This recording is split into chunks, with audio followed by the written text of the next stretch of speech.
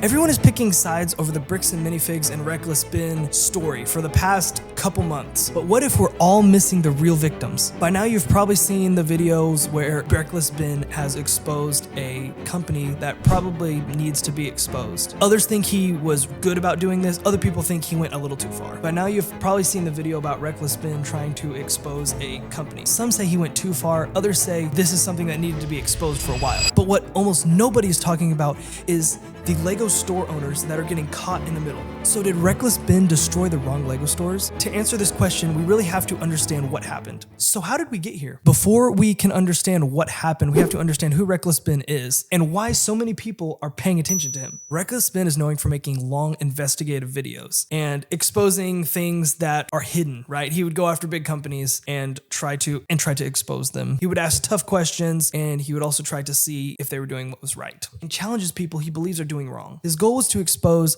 the issues going on within Bricks and Minifigs and expose them to the public. Many people supported his investigation and were willing to get behind him. He's willing to challenge a larger company and bring the truth to the public. Bin's videos specifically said that there was a problem within Bricks and Minifigs, and he had videoed the whole thing and was also trying to expose the big problems that were happening within the company, which this quickly spread across the Lego community like fire, like everywhere. Many people supported Reckless Bin because of him trying to expose the wrong and tell the truth to the public.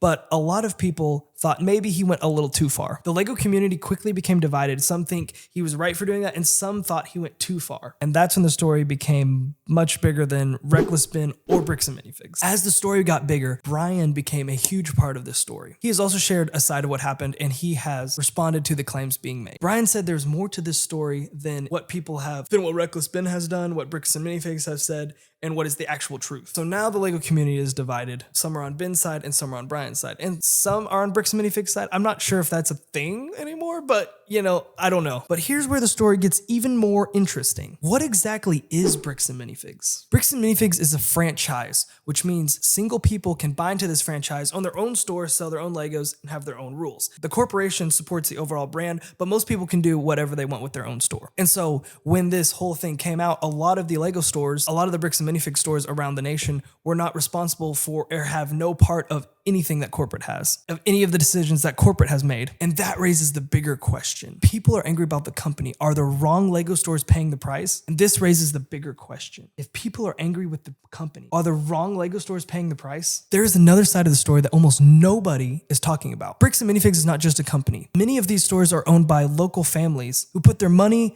time, and dreams into building a Lego store. Many of these stores are owned by local families who have put their time, money, and resources into having their own Lego store. The person helping you check out your minifigs or sets at the counter is just a normal person like you, and they've had dreams and they've wanted to build a store that can have such an impact on the Lego community. These employees are just regular people like you who just want to bless people and bring joy to your town or community with a Lego store. Like, not every town has that. So did Reckless Bin destroy the wrong Lego stores? To answer this is a little more complicated than a yes or no. Some people believe that Bin exposed problems that needed to be dealt with or that needed to be brought to the public for the truth, because not every company is like good in a way. So the big question, I think the main question we need to see here is not if Bin or Bricks and Minifigs or even Brian, not if they are wrong or right. I think the bigger question is not Bin right or wrong. It is, are the wrong Lego stores paying the price around the globe? Because when we talk about accountability, we want to make sure the right people are being held responsible for the wrongs in the company. Because now that Bricks and Minifigs has blown up this case and it is trending everywhere, these Lego store owners that have bought into its franchise, put their hard-earned money and time, are now getting death threats, bad reviews, all this other stuff, and they have no part of it. And now they're going to lose their jobs, lose their livelihood and their income, and now they're going to be hated for the rest of their life. And I don't think that's fair to anybody. And so I feel like no matter what happens, no matter who is right or wrong, I feel like we should at least give these store owners the benefit of the doubt and innocent until proven guilty. And so, like, before we start just going in there to make fun of them, or like before we go in there to give them a bad review just because they're from the Bricks and Minifigs franchise, I encourage you to go in there and talk with them about it and be like, it's okay. I'm sorry this is happening to you, because I think once you talk to them, you'll find out they're people like you. They have no idea what's going on. I bet half the stores don't even know